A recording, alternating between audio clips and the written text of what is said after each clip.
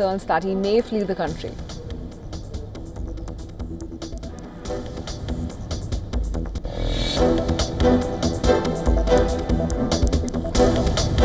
China calls on regional countries to enhance counter-terrorism cooperation to safeguard regional security. This in a guarded reaction to the US designating the TRF as a foreign terrorist organization for its involvement in the Pahalgam attack.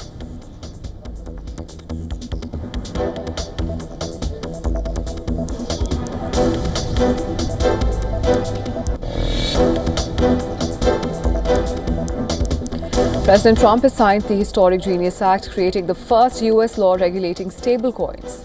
The new rules require full reserves and transparency, marking a major step towards mainstream crypto adoption as the market tops $4 trillion.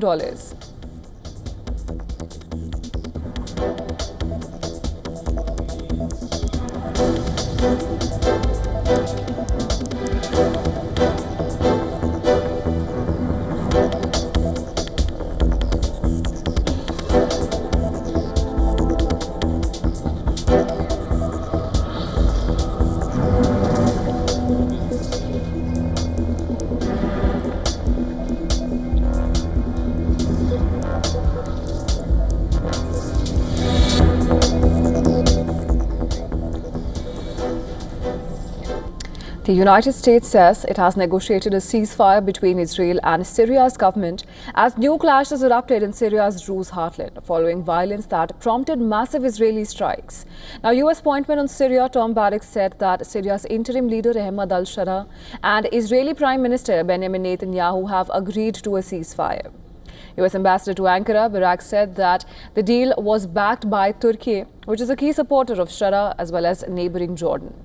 According to the Syrian Observatory for Human Rights, at least 638 people have died since Sunday in violence between the Druze and Bedouins, drawing questions over the authority of al-Shara. On Friday, renewed fighting erupted between Bedouin tribal factions and the Druze at the entrance of Sueda. About 200 tribal fighters clashed with armed Druze men from the city using machine guns and shells, while the Syrian Observatory also reported fighting and shelling on neighborhoods in Sueda. While tribal reinforcements from across Syria gathered in villages around Sueda to support local Bedouin, whose long-standing enmity towards the Druze erupted into violence. Shara's office pledged to deploy fresh forces to the region to break up further clashes in the south, urging all parties to exercise restraint and prioritize reason. Israel, which has its own sizable Druze community, said that it is sending support valued at nearly $600,000, including food and medical supplies, to Druze in Sueda. Israel has vowed to defend the Druze community. On Wednesday, it intervened with major strikes in the heart of the capital, Damascus, including hitting the army's headquarters. Now, the Britain-based observatory said that the latest violence erupted on Sunday after the kidnapping of a Druze vegetable merchant by a local Bedouin, which triggered a tit-for-tat abduction. Now, the UN's migration agency said that nearly 80,000 people have been displaced by sectarian violence in southern Syria that began last week, including 20,019 on Thursday alone.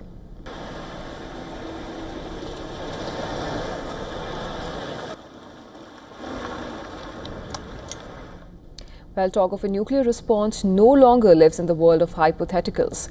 Russia has drawn its lines the West now edges closer to crossing. Well, as Europe scrambles to arm Ukraine and fractures ripple through the EU, Moscow warns that those who meddle might find themselves not just at the firing line, but in the Armageddon's crosshair. Take a look at this next report for more.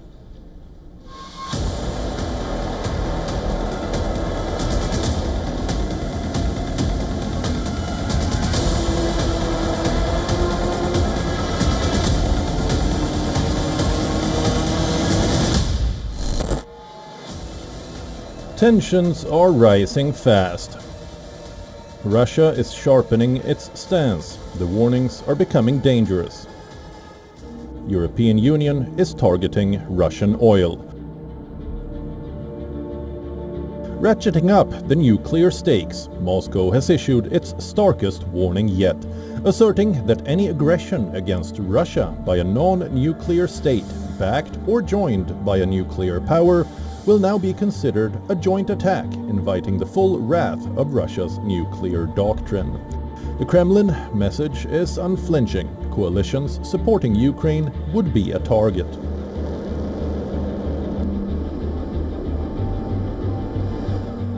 The very first missiles shot down by our air defense systems will allow us to quickly establish where and how they were produced, and most importantly, to accurately name the country of origin. We have already warned about the consequences.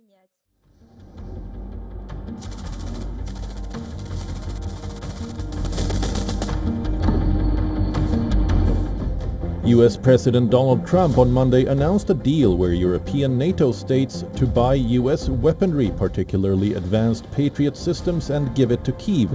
Along with Patriots, there's also discussions of arming Ukraine with long-range weapons to help it strike deeper inside Russia. Now the EU adopted a sweeping new package of sanctions on Russia over the Ukraine war, looking to pile more pressure on the Kremlin by lowering a price cap for Moscow's oil exports. Moscow downplayed the impact of fresh European Union sanctions on Russia's economy, saying they were illegal and would backfire. Bureau Report, WION World is One.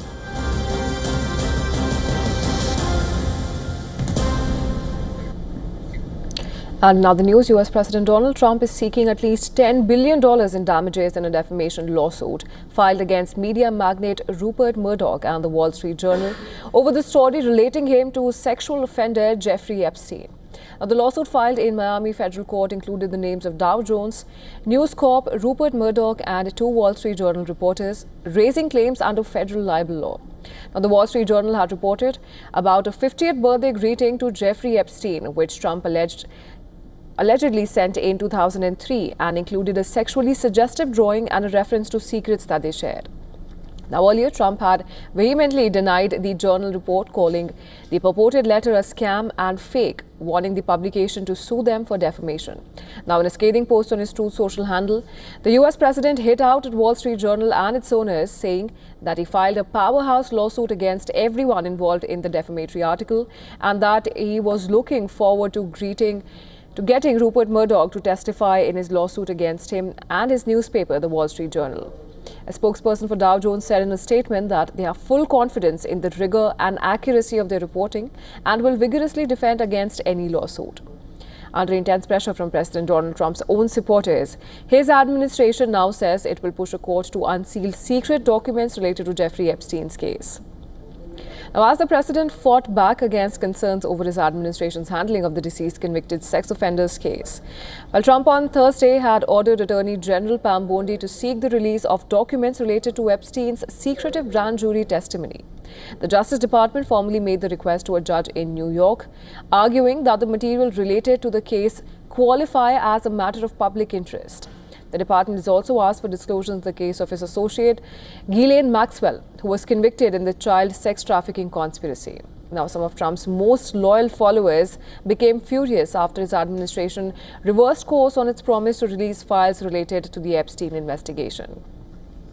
A Justice Department memo released on July 7th concluded that Epstein killed himself and said that there was no incriminating client list or evidence that Epstein blackmailed prominent people.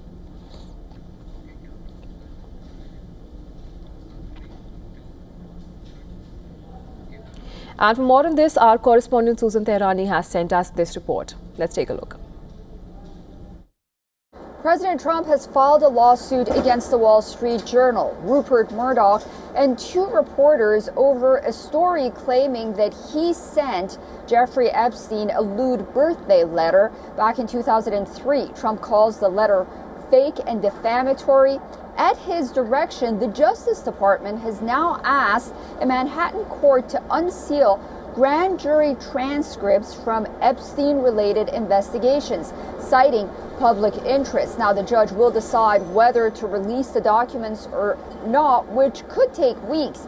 Now, if they are unsealed, they may expose new names or evidence linked to Epstein's network and could trigger renewed legal and political fallout. But whether it will make the story go away in any way or satisfy inquiring minds, well, we'll have to wait and see. Susan Tehrani reporting from New York for WION World is One.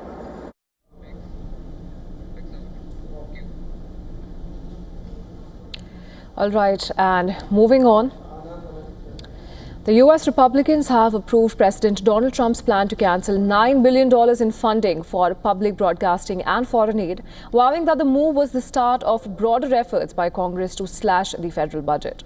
Now, the vote marked the first time in decades that a president has successfully submitted such a rescission request to Congress. The White House suggested it won't be the last. Heated discussions took place on the House floor, where House Minority Leader Hakeem Jeffries said that the cuts to public broadcasting would make it more difficult to warn Americans about incoming natural disasters. Republican Chip Roy of Texas was quick to refute this point. So in the midst of this tragedy that we all need to collectively respond to in Texas, just like we need to respond to the tragedy that unfolded in California in the wildfires earlier this year, this reckless Republican rescissions package is going to undermine the ability of people in rural America and in small town America to receive advance warning or necessary information when disaster strikes.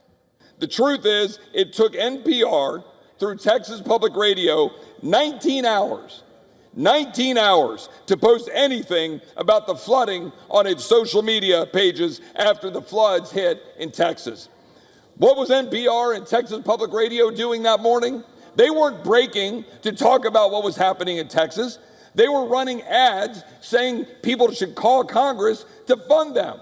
But the private stations in Texas were breaking to release reports and to tell people what to do. The bulk of the funds, targeted about $8 billion, was for foreign assistance programs. The remaining $1.1 billion was for the Corporation for Public Broadcasting. Now, the cuts serve as a ticking time bomb for the public media system. U.S. Corporation for Public Broadcasting has disbursed funds for stations through September. After that, more than 100 combined TV and radio stations that serve millions of Americans in rural pockets of the country are reportedly at risk of going dark.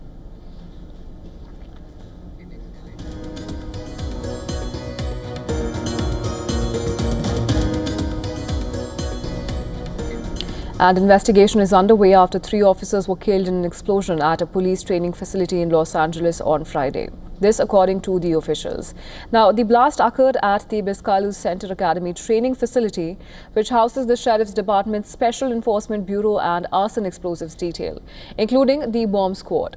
The 3 victims of the blast were deputies of County Sheriff.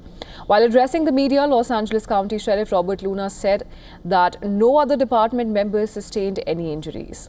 She declined to disclose any further details and added that an investigation is going on to determine what happened from the very beginning to the end. She also assured that there is no threat to this community. There's currently an investigation going on to determine what happened from the very beginning to the end. I know everybody wants answers. Please understand, we just rendered the scene safe. Within the last 30 minutes, the LAPD bomb squad rendered the scene safe. We have to go back, investigate what happened from the very beginning. Jason Zabala, who is the director of the Association of Los Angeles County Deputy Sheriffs, mourned the tragic incident. He called it shocking and expressed grief over the death of his colleagues. It was definitely a shock when I got a call this morning. You like to think that you get used to it, but you definitely don't, especially when you lose people that you've known for years. I've had family in law enforcement for the better part of 50 years, and it never gets easy when you're somebody you've worked with and known loses their life. According to the reports, the facility's bomb squad was moving explosives following a bomb alert when the blast took place.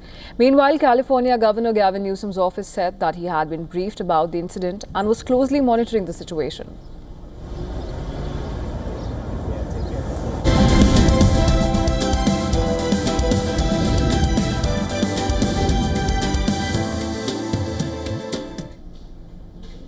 Traditional banks are starting to lean into blockchain and digital assets, not as a side project, but as a core part of future strategy. Clearer regulations in the US and EU are helping banks move from wait and see to build and deploy strategy for digital assets and blockchain.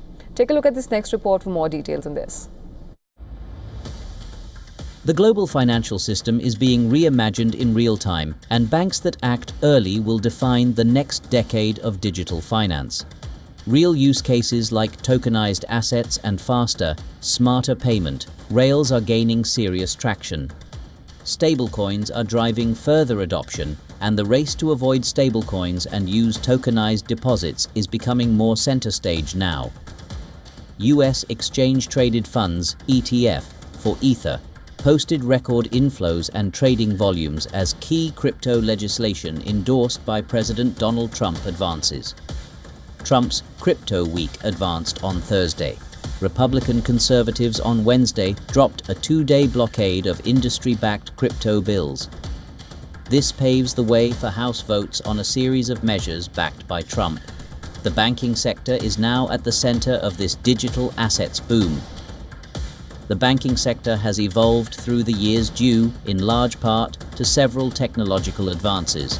Telephone banking in the 1980s, internet banking and the e-commerce boom in the 1990s, mobile banking in the 2000s, the growth of machine learning and artificial intelligence over the past decade. Now, blockchain and digital assets are integrating with traditional finance. With regulatory progress, banks are slowly but surely moving into the digital asset space. This is due to the benefits of integrating blockchain technology into finance becoming impossible to ignore. Now, we are entering a new era of survival of the fittest. With growing institutional demand for digital asset services and tokenization of financial assets, the question on many minds is, will banks maintain their place at the top of the finance food chain? 90% of global finance leaders believe blockchain and digital assets will have a significant impact on finance. Over $100 billion has been poured into blockchain companies since 2020 across more than 10,000 deals.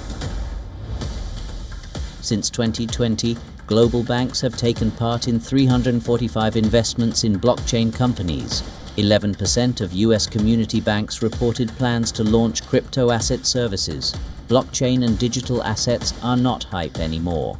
The financial system is being reimagined in real time, and the banks that act early will define the next decade of digital finance. Business Bureau, WION, World is One.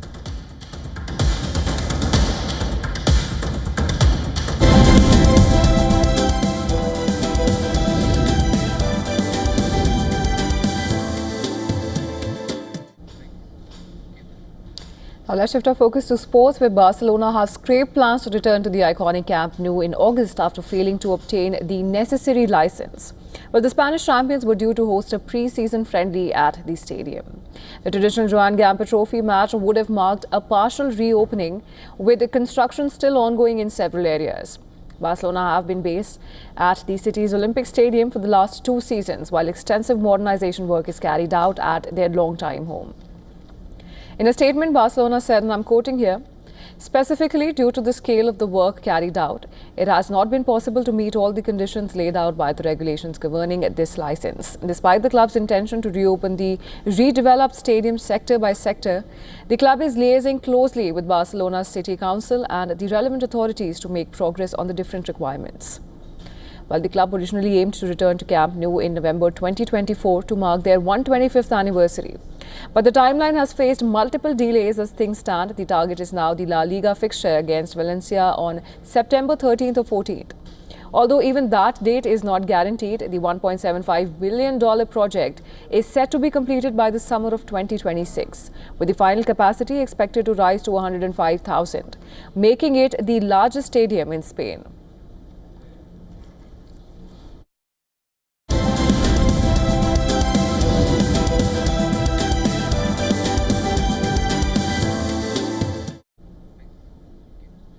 The cinematic landscape has been irrevocably altered following the monumental box office success of Superman.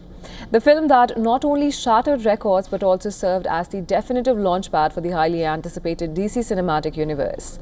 Now, critics and audiences alike are hailing the Man of Steel's latest big screen outing as a game changer. proving that the iconic hero still holds unparalleled power to captivate the global imagination.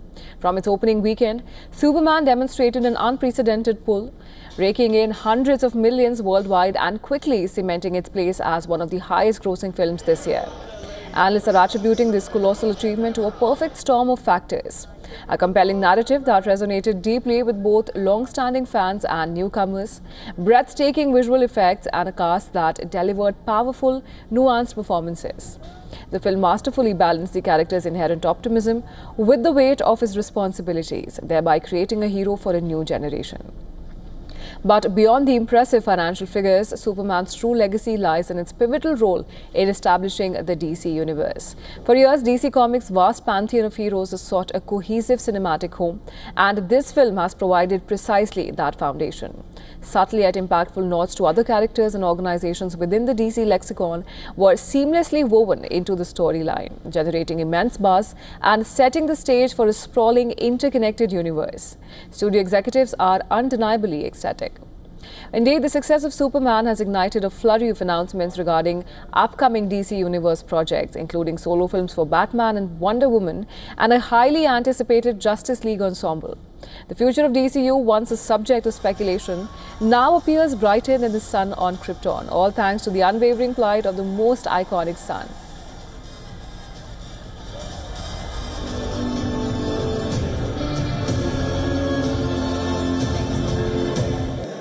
Can you please just wave at your fans here? They're super freaking out over here. Well, that's all we had for you today. But coming up on the other side, fresh wave of tensions grip West Bank as Israeli forces fire tear gas to stop protesting Palestinians. This in a move to stop Palestinians from reclaiming farmland seized by a new settler outpost. More on this on the other side. Stay tuned. You're watching WION World is One.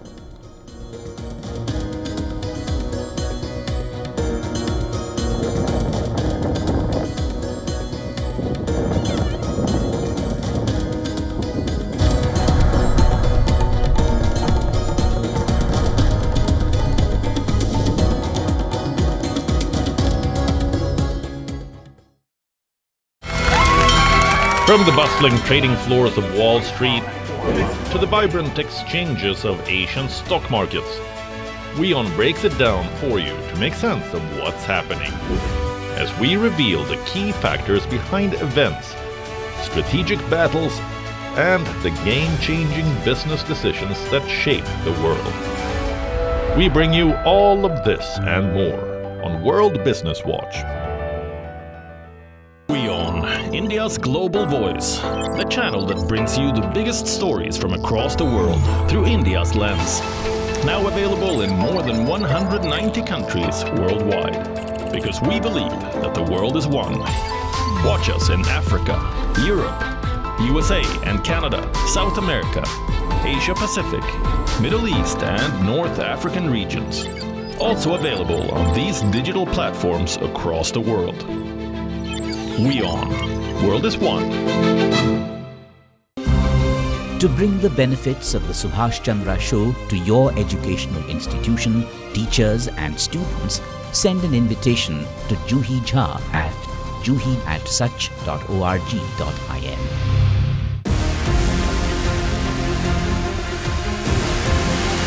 On Inside South Asia this week, foreign ministers of two of the most powerful economies in Asia meet. The question is, can India and China break away from a tense backdrop that lingers in a complex relationship? A multi-layered relationship in the run-up to the second anniversary of former Prime Minister Imran Khan being jailed. A fresh wave of political instability has gripped Pakistan, and Afghanistan's taxi drivers find new and unique way to beat the heat. All this and much more at these times on Inside South Asia.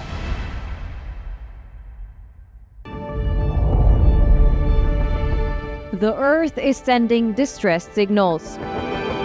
Wildfires, droughts, and melting glaciers. Can we reverse the damage? Explore the harrowing effects of climate change. It's a wake-up call. Global emergency. Climate Tracker on WION World is One.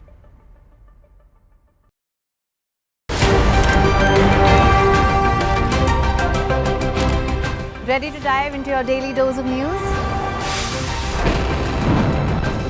Bringing you what's trending in the West and all that's setting trends in the East. And all of this served up with a side of insightful banter. We don't just bring you the latest stories. We bring you your talking points for the day. And while you do that,